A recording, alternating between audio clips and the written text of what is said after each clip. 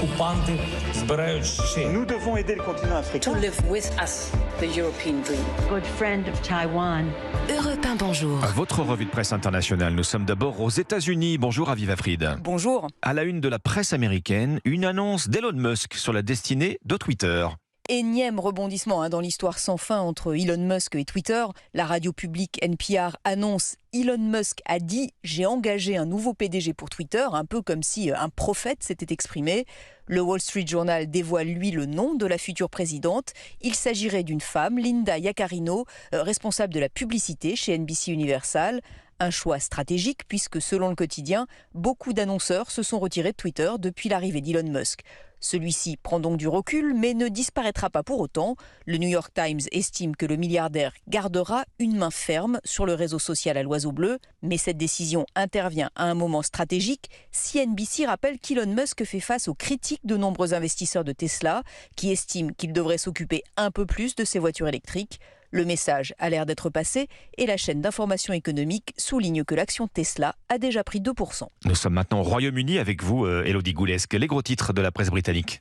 Eh bien, ce dont on parle ici, c'est d'une campagne lancée par le gouvernement. Rishi Sunak autorise les pharmacies à prescrire certains médicaments, titre le Financial Times.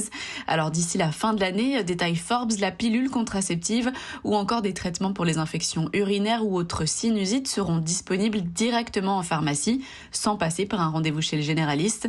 Une initiative pour réduire la pression sur les docteurs, explique le magazine en ligne. À coup de posts sur les réseaux sociaux, le Premier ministre rappelle dans une vidéo qu'il a grandi dans la pharmacie de ses parents et comprend donc à quel point c'est un lieu important pour les communautés locales. On estime que ce plan pourrait libérer 15 millions de rendez-vous. Une initiative plutôt bien accueillie, même si la BBC souligne que le nombre de pharmacies dans le pays est au plus bas depuis 2015. Nous sommes enfin au Maroc avec vous, Alexandre Blanc. Qu'est-ce qui fait la une des journaux marocains ? Ce sont les importations de moutons avec lesquelles le gouvernement espère combler la baisse de l'offre locale et combattre la hausse des prix. Pour la première fois de son histoire, le Maroc va importer des moutons pour l'Aïd, note le 360. Environ 35 000 ovins ont déjà été importés d'Espagne, d'Italie, de Pologne, indique le site d'information. D'autres devraient venir de Roumanie. Il en faudrait au total 1 million, souligne le quotidien à la date, qui précise que 5 millions de moutons seront consommés pendant la fête. La situation suscite l'interrogation des consommateurs. Elle est débattue jusqu'au Parlement, observe Maroc Hebdo. L'opposition reproche au chef du gouvernement l'échec de la politique agricole qu'il a menée quand il était ministre de l'Agriculture entre 2007 et 2021.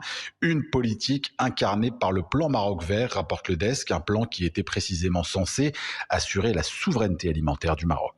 Merci Alexandre Blanc, merci à nos correspondants. 6h50.